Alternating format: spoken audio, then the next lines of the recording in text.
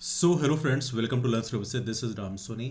MPPSC ने MPPSC 2024 और उसके बाद के एग्ज़ाम के लिए एक नया सिलेबस जारी किया है और यहाँ पर एक विज्ञप्ति भी जारी की गई है, आप देख सकते हैं। इसमें लिखा है कि राज्य सेवा में राज्य वंश सेवा प्रारंभिक परीक्षा तथा राज्य सेवा मुख्य परीक्षा के पुनरीक्षित पाठ्यक्रम के संबंध में ये जानकारी दी गई है। ये भी लिखा है एमपीपीएससी 2024 के बाद के सभी एग्जाम के लिए प्रभावी होगा।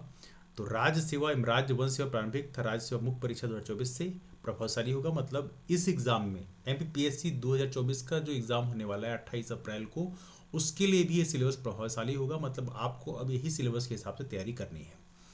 नाउ इसमें पूरी इन्फॉर्मेशन आपको दी हुई है कि क्या पैटर्न फॉलो किया जाएगा।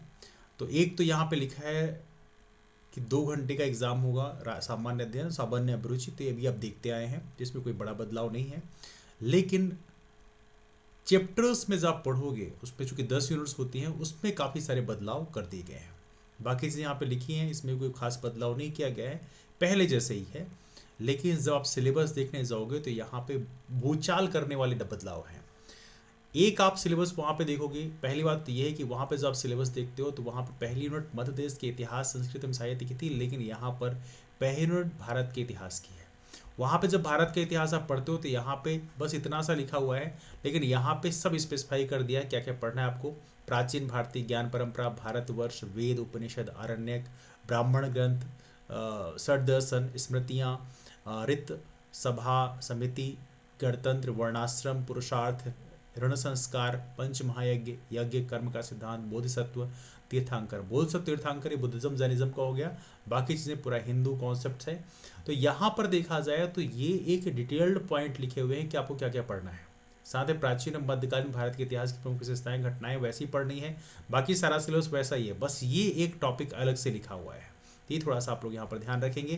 तो ये एक नया बदलाव किया गया है। फिर मध्य देश का इतिहास संस्कृति साहित्य, इसमें कोई खास बदलाव नहीं किया गया है, सेम सेम जैसा ही है। इसमें लगभग पहले वाले जैसे टॉपिक ही दिए हुए हैं, सेम सेम टॉपिक हैं।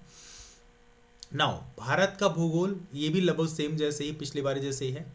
मध्य देश का भूगोल, मध्य देश के भूगोल में भी लगभग सारे टॉपिक वैसे ही वैसे दिए हैं। हाँ, यहाँ पे कुछ चेंजेस किए गए हैं। जैसे मध्य देश की भूगोल में पहले देखोगे तो यहाँ पे नदियाँ, पर्वत श्रृंखलाएं हैं, लेकिन यहाँ मिट्टी के बारे में नहीं लिखा हुआ है। लेकिन यहाँ पर चूंकि मिट्टियों से क्वेश्चन पूछा जाता है अक्सर, तो यहाँ पे मिट्टी जो टर्म है, प्राकृतिक संसाधन, मिट्टियाँ, प्रमुख खनिज संसाधन, मिट्टियाँ भी यहाँ पे ऐड कर दी गई है। तो ऐसे कुछ छोटे छोटे बदलाव यहाँ पे किए गए हैं। फिर भारतीय मध्य प्रदेश की संवैधानिक व्यवस्था, आप देखो यहाँ पे आप देखोगे कि जो संविधान है अपना, इस तरह से दिया गया था पहले सिलेबस। राज्य की संवैधानिक व्यवस्था और भारत की संविधान व्यवस्था दोनों अलग अलग यूनिट में था, इकोनॉमी के साथ मर्ज किया था। लेकिन अब जो है अलग कर दिया है, संवैधानिक व्यवस्था अलग कर दिया है, अर्थव्यवस्था अलग कर दिया है। तो भारतीय मध्य देश की संवैधानिक व्यवस्था प्रॉपर एक यूनिट दिया है, जैसे पूरा का लिखा है संविधान सभा, संघीय कार्यपालिका, राष्ट्रपति संसद, सब कुछ सिलेबस में दिया हुआ है। साथ में एक और महत्वपूर्ण चीज है, राष्ट्रीय एवं प्रादेशिक संवैधानिक सांविधिक आयोग एवं संस्थाएं, ये अब इस यूनिट का एक पार्ट बन गया है। जो आप यूनिट 10 में पढ़ते थे वो अब यहाँ पे आप देखोगे, अब इसमें ही बस केवल आपको पढ़ना पड़ेगा। मतलब ये एक बड़ा चेंज आपके सामने किया है कि यूनिट 10 में जो आप पढ़ते आए हो वो अब आपको सिर्फ इस यूनिट में पढ़ना है। तो अब ये एक बड़ा चेंज आपको देखने के लिए मिल रहा है। साथ में पूरा सिलेबस में वही वही ऐड कर दिया है। हाँ, मध्य प्रदेश में सुशासन जो टर्म है, इसको जरूर यहाँ पे ऐड कर दिया गया है। लेकिन यस, पॉलिटी के लिए ये एक इंडिपेंडेंट यूनिट बना दी गई है। साथ में इकोनॉमी का भी स्वतंत्र बना दिया गया है। भारतीय मध्य देश की अर्थव्यवस्था ये अलग कर दी गई है और इसमें कुछ टॉपिक नए ऐड किए गए हैं। जैसे यहाँ पे प्रॉपर तरीके से देखोगे, आत्मनिर्भर मध्य देश, एक जिला एक उत्पाद योजना, ये प्रॉपर तरीके से डाल दी गई है। तो ऐसे कुछ नए टॉपिक्स को ऐड किया गया है। तो यही यहाँ पे एक नया डेवलपमेंट है। लेकिन सबसे बड़ी बात यह है कि यहाँ पर अर्थव्यवस्था अलग यूनिट है, इकोनॉमी अलग यूनिट है और पॉलिटी अलग यूनिट कर दिया गया है। 7th यूनिट में जाओगे तो विज्ञान पर्यावरण लगभग वैसे ही वैसे जैसे है, पिछले बार जैसे ही है। 8th यूनिट की बात करो, समसामयिक घटनाएं, तो यहाँ पे समसामयिक घटनाओं में अब ज़्यादा कुछ नहीं लिखा है, बस लिमिटेड चीज़ें लिखी हुई है। पहले बहुत सारा लिखा होता था, यहाँ पे आप देखोगे खेल संस्थाएं, खेल प्रतियोगिताएं, पुरस्कार सब लिखा होता था। अब कुछ नहीं लिखा है। अंतर्राष्ट्रीय, राष्ट्रीय, मध्य प्रदेश, मतलब सब कुछ आपको पढ़ना है। 9वीं यूनिट जो है सूचना एवं संचार प्रौद्योगिकी, यहाँ पे भी कोई बड़ा बदलाव आपको देखने मिलेगा। लगभग सेम टॉपिक यहाँ पे रिपीट कर दिए गए हैं। हाँ, मध्य प्रदेश की जनजातियाँ आपके 10th यूनिट में डाल दिया गया है। जैसे मैंने आपसे पहले कहा था कि जो 10वीं यूनिट है वो आपके जो पॉलिटी वाली यूनिट है उसमें डाल दिया गया है। अब 10वीं यूनिट किस में डाली गई है? 10वीं यूनिट किसकी होगी? मध्य प्रदेश की जनजातियाँ। मध्य प्रदेश की जनजातियों का एक सेपरेट यूनिट बनाया गया है। इसमें विरासत, लोक संस्कृति, लोक साहित्य पढ़ा जाएगा। मतलब अब मध्य प्रदेश की जनजातियों से आपको सीधे 10 क्वेश्चन आने की संभावना होगी, है ना। हालांकि पहले भी आता रहा है, लेकिन अब मध्य प्रदेश की जनजातियों के लिए एक सेपरेट यूनिट बना दी गई है। टॉपिक आप पढ़ोगे तो आप देखोगे पहले जैसा ही है, कोई बड़ा बदलाव नहीं है। ये आप लोग ऑलरेडी पढ़ते आए हैं, इसमें कोई बहुत ज़्यादा पैनिक होने की जरूरत नहीं है। लगभग जो आप पढ़ते आए हो वही टॉपिक आपको पढ़ने हैं। बस ये है कि आपको एक इंडिपेंडेंट यूनिट में भी पढ़ना है, बस इतना अंतर है। बाकी ये टॉपिक हम पहले भी पढ़ते आए हैं। हाँ, कुछ चीज़ें थोड़ा डिटेल में पढ़नी पड़ेगी, ये बात सही है, लेकिन ये टॉपिक लगभग आप पहले ही पढ़ते आए हैं। तो ये है आपके 10 यूनिट जो कि मध्य प्रदेश की जनजातियों से है। तो ये तो प्रीलिम्स से बदलाव है। उसके बाद मेंस के सिलेबस में भी कुछ बदलाव किए गए हैं। जैसे कि हम लोग जब मेंस का पेपर देते हैं उसमें आपने देखा होगा पेपर 3 जो है अपना, उसमें केवल क्या पोर्शन था, पेपर 3 वाले पोर्शन में केवल साइंस एंड टेक्नोलॉजी था, अब बदल गया है। जैसे पेपर 1 में इतिहास और भूगोल है, पेपर 2 में राजनीति और समाजशास्त्र है, पेपर 3 में अब इकोनॉमी वापस से डाल दी गई है। पहले अर्थशास्त्र बीच में हटा दी गई थी, लेकिन वापस इकोनॉमी पेपर 3 में डाल दिया गया है, और विज्ञान, तकनीक एवं जन स्वास्थ्य है।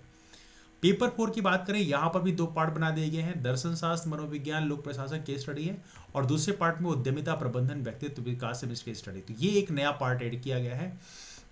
फिर सामान्य हिंदी, व्याकरण और निबंध पहले जैसे है। एक बड़ा बदलाव ये है कि सारे के सारे शुरू के 3 पेपर तो 300 नंबर के थे, लेकिन चौथा पेपर पहले 200 नंबर का होता था, लेकिन अब उसको 300 नंबर कर दिया गया है। दोनों में 150 नंबर दे दिए गए हैं। तो इस तरह से आपका जो पूर्णांक है टोटल योग 1500 का हो गया, पहले 1400 हुआ करता था। और इंटरव्यू पहले 175 का होता था, अब इंटरव्यू बढ़ा के 185 कर दिया गया है। मतलब टोटल अंक हो गया 1685। तो मेंस में ये भी एक बड़ा बदलाव है। सिलेबस भी चेंज किया गया, और साथ में जो मार्किंग पैटर्न है उसमें भी एक बड़ा चेंज किया गया है। क्वेश्चंस के लेवल में भी चेंज किया गया है। पहले क्वेश्चंस 2 नंबर, 5 नंबर, 11 नंबर के होते थे, अब वो कर दिए गए हैं 2 नंबर, 7 नंबर और 10 नंबर के। वर्ड लिमिट आपके सामने दी हुई है, तो इस हिसाब से बेसिकली अब आपको यहाँ पर क्वेश्चंस लिखने होंगे। तो क्वेश्चंस की साइज में भी अब चेंजेस ला दिए गए हैं। हाँ, पेपर 4 के लिए ज़रूर थोड़ा अलग पैटर्न है। वहाँ पे 2 नंबर, 7 नंबर, 11 नंबर, 18 नंबर का पैटर्न चलेगा, लेकिन बाकी पेपर में जो पेपर 1, 2 और 3 के लिए पैटर्न चेंज कर दिया गया है। 2 नंबर, 7 नंबर और 10 नंबर चलेगा। तो ये कुछ नए बदलाव यहाँ पर आपके सिलेबस में किए गए हैं, तो आप इसको देख सकते हैं। हालांकि प्रीलिम्स का सिलेबस तो हमने पूरा डिस्कस कर लिया। मेंस के सिलेबस को जरूर हम लोग unit wise, paper wise discuss करेंगे, तो वहाँ पे ज़्यादा क्लैरिटी मिलेगी, तो उसको बाद में डिस्कस किया जाएगा। फिलहाल इस वीडियो में इतना ही, और यदि आपके पास फर्दर कोई डाउट्स हैं तो आप लोग नीचे कमेंट करके पूछ सकते हैं। MPPSC 2024 का बैच ज़रूर हमारे पास उपलब्ध है, तो आप MPPSC 2024 के बैच को ज्वाइन करने के लिए आप व्हाट्सएप या टेलीग्राम में मैसेज कर सकते हैं। किस नंबर मैसेज करना है? नंबर है 8826033084। यहाँ पे आपको सिर्फ मैसेज करना है कि I want to join MPPSC 2024 prelims batch course या प्रीलिम्स टेस्ट सीरीज। तो वहाँ पे आपको सारी इन्फॉर्मेशन दे दिया जाएगा, तो उसके माध्यम से आप इंक्वायरी कर सकते हैं, आपको फर्दर इन्फॉर्मेशन मिल जाएगी, है ना। हमारा QR कोड शेयर हो जाएगा, उसमें आप पेमेंट करने के बाद स्क्रीनशॉट शेयर कर दोगे तो आपको फर्दर प्रॉपर तरीके से हमारे ग्रुप में बैच में ऐड कर दिया जाएगा, है ना। तो ये रहा हमारा इस सिलेबस के बारे में, एक बड़ा चेंजेस हुए हैं। और मैं आपको फिर ये कहना चाहता हूँ, यदि आप सेल्फ स्टडी कर रहे हो तो आप सेल्फ स्टडी कर सकते हो। यदि आपने सिलेबस प्रॉपर तरीके से कंप्लीट कर लिया है, तो यदि आप पहले से तैयारी कर रहे हैं तो आपको बहुत ज़्यादा पैनिक यहाँ वहाँ भटकने की जरूरत नहीं है। आप प्रॉपर यही करें कि अपने नोट्स को बार बार रिवाइज करें, यही सबसे महत्वपूर्ण चीज़ है। यदि आपने नहीं करा उस कंडीशन में आप हमारे बैच को ज्वाइन करें। यदि आपने पहले सिलेबस कंप्लीट कर रखा है तो आप यही करें कि आप प्रॉपर तरीके से उसको बार बार रिवाइज करें, यही आपके लिए एडवाइजेबल है। हाँ, टेस्ट सीरीज जरूर लगाएं, टेस्ट सीरीज आप लोगों के लिए बहुत जरूरी है ना। तो ये रहा डिस्कशन का बीच वाइंड अप करते हैं, मुलाकात करते हैं आपस। फिर आप सभी लोगों को MPPSC 2024 के लिए ढेरों सारी शुभकामनाएं। अच्छे से तैयारी करें, अभी काफ़ी सारा टाइम बचा हुआ है, तकरीबन 100 दिन है MPPSC 2024 के लिए। तो खूब मन तन धन सब कुछ लगा के आप तैयारी करें, और आपके सिलेक्शन के लिए आपको ढेरों सारी शुभकामनाएं। मुलाकात करते हैं फिर, तब तक के लिए bye bye, take care, have a wonderful day, keep moving forward and take care, that's all, thank you.